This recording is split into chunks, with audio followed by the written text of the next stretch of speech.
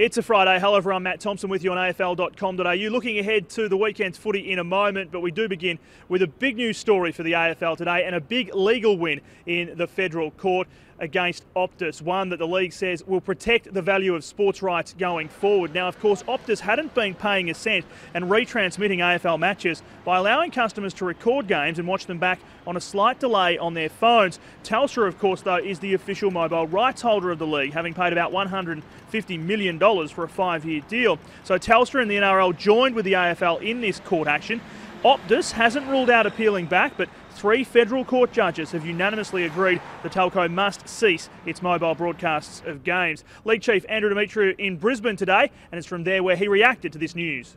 It is a relief for not just the AFL, but I'm sure for all sporting codes who rely heavily on these rights and the revenues that come from these rights, which we all plough back into our codes, and whether that's through the code itself, whether it's through facilities, grassroots programs, into development.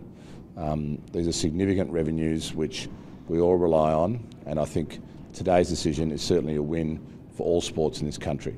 Now looking ahead to the weekend's action, Melbourne has been bolstered by the return of co-captain Jack Grimes, and Colin Sylvia returns, while Jack Watts could be sent to the back line to match up on St Kilda skipper Nick Riewoldt. We did have a discussion about playing Jack on Nick Riewoldt. Yeah, that'd be an interesting matchup, wouldn't it? He'd learn a fair bit. Yeah, we'll see how we go. But Saints coach Scott Watters thinks it won't happen. If he plays back this week, that'll be a different challenge for him, but probably unlikely, to be honest. Liam Jurrah is closer to a comeback, but while his coach wanted him to play in the VFL this weekend, Jurrah declared he wasn't ready. That was only his second main session, and it was a light one. And he said, like I said, bit puff, Mark. I don't know if I'm ready to go yet. Do you mind if I have another week of training? And I said, I'd prefer you to play, Liam. And he said, I don't know about that. So we'll give him another week. At Seaford, Justin Koschitzke was put through his paces. Suspended, he won't play tomorrow night as the Saints look to bounce back from their loss to the Dockers. Watters wary of the winless Demons. There's too many good players there to underestimate where they're at, and their performance was improved last week. So they're probably not too far away from getting on the board. We have to make sure that's not against us.